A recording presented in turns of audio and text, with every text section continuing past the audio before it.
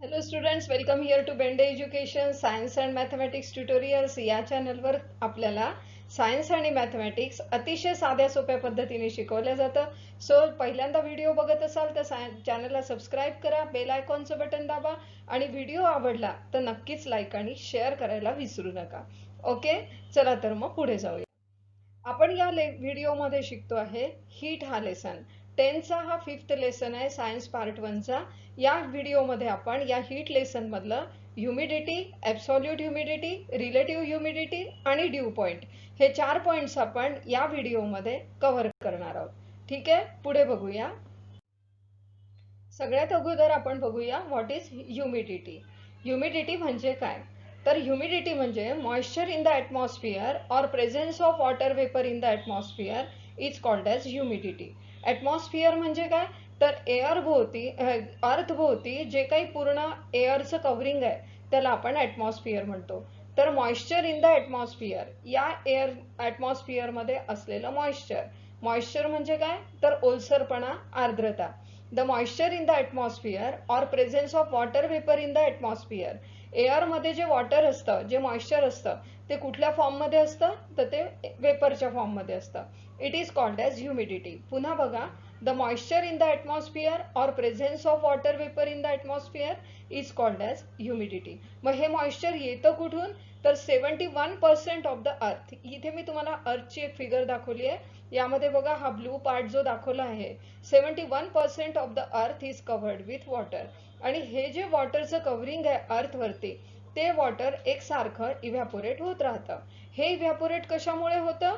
तर सनरेजमुळे आणि विंडमुळे. विंड आणि सनरेजमुळे हे वॉटर सारखं इव्हॅपोरेट होत राहतं. आणि ही जी पाण्याची वाफ होते या ठिकाणी, हे जे इव्हॅपोरेशन होतं, ही इव्हॅपोरेट झालेलं पूर्ण हे जे वेपर आहे, वॉटर वेपर, ही ॲटमॉस्फिअरमध्ये येते. आणि ॲटमॉस्फिअरमध्ये मग नंतर मॉइश्चर क्रिएट होतं, थोडा ओलसरपणा, आर्द्रता निर्माण होते आणि त्यालाच आपण ह्युमिडिटी म्हणतो. पुन्हा एकदा डेफिनेशन बघा. The moisture in the atmosphere or presence of water vapour in the atmosphere is called as its humidity. पण हे जी ह्युमिडिटी तयार होते आहे, ही जी वॉटर वेपर यामध्ये जमा होते आहे, त्याला काही स्पेसिफिक लिमिट असते.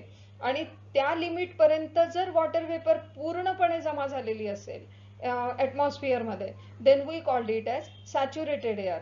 आणि जर त्यापेक्षा कमी वॉटर वेपर एअरमध्ये असेल तर we called it as unsaturated air. एका स्पेसिफिक टेम्परेचरवरती ही एअर सॅच्युरेट किती व्हॉल्यूमनी होईल हे आपल्याला नंतर हे निश्चित असतं की when air contains maximum possible water vapour. ज्यावेळेला त्या ॲटमॉस्फिअरमध्ये किती वॉटर वेपर राहील हे फिक्स असतं. जास्तीत जास्त किती वॉटर वेपर राहू शकते हे फिक्स असतं. तर तेवढ्या वॉटर वेपरपेक्षा, म्हणजे त्या लिमिटपर्यंत ज्यावेळेला वॉटर वेपर राहते त्यावेळेला आपण त्याला सॅच्युरेटेड एअर म्हणतो. म्हणजे त्यापेक्षा जास्त जर वॉटर वेपर क्रिएट झाली तर ती त्या एअरमध्ये राहू शकत नाही आणि मग त्यापासून ड्यू ड्रॉप्स तयार होतात. आणि अनसॅच्युरेटेड एअर म्हणजे काय? तर when air contains less water vapour than its capacity to hold at specific temperature, the air is said to be unsaturated. ज्यावेळेला त्यामध्ये एअरमध्ये, ॲटमॉस्फिअरमध्ये जितकं वॉटर वेपर मावू शकतं त्यापेक्षा कमी वॉटर वेपर जर प्रेझेंट असेल, then we called it as unsaturated air. Okay, पुढे बघूया. पुढे तुम्हाला दिलेलं आहे की आता तुम्हाला सॅच्युरेटेड एअर आणि अनसॅच्युरेटेड एअर काय असते हे आता तुम्हाला समजलं असेल. मग this saturation of air depends upon temperature of air. Air saturated आहे की नाही हे कशावर डिपेंड करते? तर हे ॲटमॉस्फिअरिक एअरच्या टेम्परेचरवर डिपेंड करते. When temperature of air is greater, temperature जास्त आहे, सपोज एअरचं टेम्परेचर जास्त आहे म्हणजेच काय? तर तापमान जास्त आहे. त्यावेळेला काय होईल? मग तापमान जास्त आहे म्हणजेच काय? तर वॉटर वेपरचं प्रमाण कमी आहे. मग वॉटर वेपरचं प्रमाण कमी असल्यामुळे त्याला सॅच्युरेट होण्याकरता जास्त वॉटर वेपरची गरज आहे. When temperature of air is greater, the amount of vapour needed to saturate the air is also greater. हा पॉईंट नीट क्लिअर करा की जर टेम्परेचर जास्त असेल याचाच अर्थ त्यामध्ये वॉटर वेपरचं प्रमाण कमी आहे ॲटमॉस्फिअरमध्ये.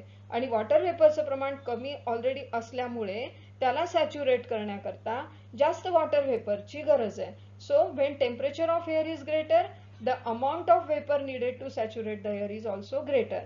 आणि याच्याच exactly opposite, when temperature of air is less the amount of vapour needed to saturate the air is also less. या ठिकाणी ग्रेटर टेम्परेचरचं एक्झाम्पल दाखवलं आहे. अगदी कोरडी हवा आहे, कपडे वाळताना दाखवलेले आहे आणि स्काय सुद्धा क्लिअर दाखवलं आहे. मग इथे टेम्परेचर जास्त आहे म्हणून इथे कपडे लवकर वाळतात, कारण यामधून जी काही वॉटर वेपर बाहेर पडते ती लगेच ॲटमॉस्फिअरमध्ये ॲब्झॉर्ब होते. पण या ठिकाणी तुम्हाला पाऊस पडलेला दाखवला आहे, म्हणजेच इथे टेम्परेचर डाऊन आहे. टेम्परेचर डाऊन असल्यामुळे एअर थोडी सॅच्युरेटेड आहे आणि एअर सॅच्युरेटेड असल्यामुळे जर तुम्ही अशा वातावरणामध्ये कपडे वाळत टाकले किंवा इव्हॅपोरेशन ऑफ वॉटर जे आहे ते लवकर होऊ शकत नाही, कारण तयार झालेली जी पाण्याची वाफ आहे ती ॲब्झॉर्ब होऊ शकत नाही. ठीक आहे, मग तुम्हाला एअर सॅच्युरेशन बद्दलची माहिती समजली असेल. आता पाहूया ड्यू पॉइंट म्हणजे काय. तर when temperature of unsaturated air is decreased. आता अनसॅच्युरेटेड एअर केव्हा असते आपल्याला माहित आहे, ज्यावेळेला टेम्परेचर जास्त असतं. मग जर टेम्परेचर जास्त आहे तर एअर अनसॅच्युरेटेड आहे. मग ज्यावेळेला त्याचं टेम्परेचर डिक्रीज होत जातं, टेम्परेचर डिक्रीज होत जातं आणि कमी होत होत होत होत शेवटी काय होतं, एका विशिष्ट टेम्परेचरवर ते पोहोचतं की ज्यावेळी air become saturated with water vapour. पहिले टेम्परेचर जास्त आहे, टेम्परेचर जास्त असल्यामुळे एअर अनसॅच्युरेटेड आहे आणि एअर अनसॅच्युरेटेड आहे, टेम्परेचर जास्त आहे आणि ते आता हळूहळू कमी होत आहे. मग टेम्परेचर ज्या वेळेला डाऊन होत होत होत होत होत अशा एका स्पेसिफिक वेळी ठिकाणी येतं की ज्या वेळेला तिथे वॉटर व्हेपरनी एअर जी आहे ती सॅच्युरेट होते. मग this temperature is called as due point temperature. म्हणजे ज्या टेम्परेचरवरती एअर सॅच्युरेट होते, ज्या टेम्परेचरवरती अनसॅच्युरेटेड एअर सॅच्युरेट होते, त्या टेम्परेचरला आपण ड्यू पॉइंट असं म्हणतो. आता या ठिकाणी बघा तुम्हाला एअर कूल दाखवलेली आहे आणि वॉटर व्हेपरचं कन्व्हर्शन थोडं दाखवलं, इथे ड्रॉपलेट्स दिसतात आहे आणि या सेकंड चित्रामध्ये सुद्धा तुम्हाला ड्यू ड्रॉप्स दाखवलेले आहे. हे ड्यू पॉइंटवर टेम्परेचर आल्यानंतरच ड्यू ड्रॉप्स येतात आणि हे तुम्हाला नेहमी विंटरमध्ये दिसतं. ठीक आहे, पुढे पाहूया. आता बघूया आपण what is absolute humidity. The vapour content in the air is measured using a physical quantity called as absolute humidity.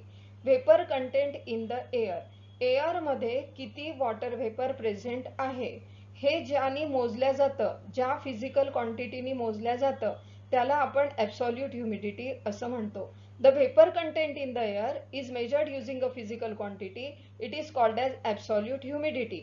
Mass of water vapor present in the unit volume of air is also called as absolute humidity. Mass of water vapor present in unit volume. Unit volume म्हणजे one cubic metre volume जो आहे किंवा 1 cubic लिटरही घेऊ शकता तुम्ही. 1 cubic metre volume जो आहे त्याला आपण युनिट व्हॉल्यूम म्हणूया. तर 1 क्युबिक मीटर व्हॉल्यूम मध्ये किती ग्रॅम वॉटर प्रेझेंट आहे हे सांगणं म्हणजे ॲब्सोल्यूट ह्युमिडिटी सांगणं. Mass of water vapor present in the unit of volume of air, it is called as absolute humidity. Generally it is expressed in kilogram per cubic meter. इथे तुम्हाला एक figure दाखवली आहे बघा, हे दोन्ही सेम जार आहेत, सेम जार आहेत. या जारची कॅपॅसिटी आहे 2 क्युबिक मीटर, कॅपॅसिटी आहे त्याची 2 क्युबिक मीटर. आता या 2 क्युबिक मीटर हे एअरटाईट त्याला लीड आहे. आता 2 क्युबिक मीटर कॅपॅसिटी या दोन्ही म्हणजे सेमच जार आहे, 2 क्युबिक मीटर कॅपॅसिटी असलेलं. तर इथे खाली तुम्हाला दाखवलेले आहेत काही व्हेपरचे पार्टिकल्स. मग हे जे व्हेपरचे पार्टिकल्स आहे हे 1 क्युबिक मीटर ज्या वेळेला व्हॉल्यूम असतं त्यावेळेला हे जवळजवळ असतात. म्हणजेच काय, तर जेवढा त्याचा व्हॉल्यूम आहे म्हणजे जारचा व्हॉल्यूम आहे त्या मानाने त्यामध्ये किती वॉटर व्हेपर प्रेझेंट आहे हे सांगणं म्हणजे ॲब्सोल्यूट ह्युमिडिटी सांगणं. आणि दुसऱ्या ठिकाणी ज्या वेळेला आपण बघतो, दुसऱ्या फिगरमध्ये ज्या वेळेला बघतो त्यावेळेला एअरचा व्हॉल्यूम वाढलेला आहे पण वॉटर व्हेपर मात्र जेवढीच्या तेवढीच आहे. म्हणजेच काय, तर या पहिल्या फिगरमध्ये ॲब्सोल्यूट ह्युमिडिटी जास्त राहील आणि दुसऱ्या फिगरमध्ये ॲब्सोल्यूट ह्युमिडिटी कमी राहील. ठीक आहे. The amount of water vapour in the given volume of air is called absolute humidity. It changes as the volume of air changes. बघा इथे ॲब्सोल्यूट ह्युमिडिटी जास्त आहे, इथे ॲब्सोल्यूट ह्युमिडिटी कमी आहे. व्हेपर सारखीच आहे दोन्हीकडे व्हेपर पार्टिकल्स, पण एअरचा व्हॉल्यूम कमी जास्त झाला म्हणून ॲब्सोल्यूट ह्युमिडिटी सुद्धा कमी जास्त झाली. इथे दिलाय तुम्हाला, it changes as the volume of air changes. For example, it decreases as you increase the space. ज्यावेळेला आपण स्पेस वाढवतो ॲब्सोल्यूट ह्युमिडिटी कमी होते, आणि ज्यावेळेला स्पेस कमी करतो त्यावेळेला ॲब्सोल्यूट ह्युमिडिटी वाढते. ठीक आहे, पुढे जाऊया.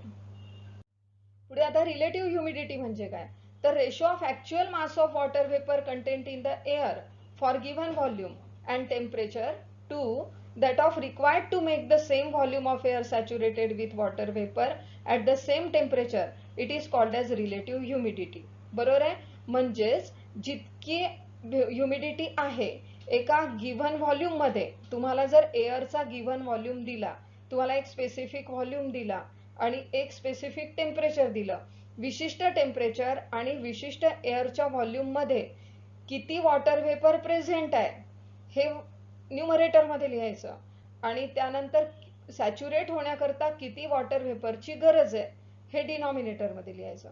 म्हणजे ऍक्च्युअल रिडिंग वर लिहायचं, न्यूमरेटर मध्ये लिहिलं आपण, आणि रेशो मध्ये, आणि डिनॉमिनेटर मध्ये की तेवढ्याच व्हॉल्यूमला तेवढ्याच टेम्परेचर मध्ये किती वॉटर वेपर लागेल तेव्हा ती एअर सॅच्युरेट होईल हे लिहायचं खाली, आणि मल्टिप्लाइड बाय 100 केलं तर पर्सेंट रिलेटिव्ह ह्युमिडिटी मिळते, आणि जर नुसता रेशो घेतला तर relative humidity.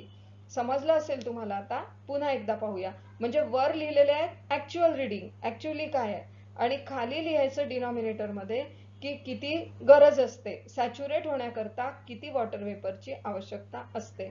So the ratio of actual mass of water vapour content in the air for given volume and temperature to that given to that required to make the same volume of air saturated with water vapor at the same temperature, it is called as relative humidity.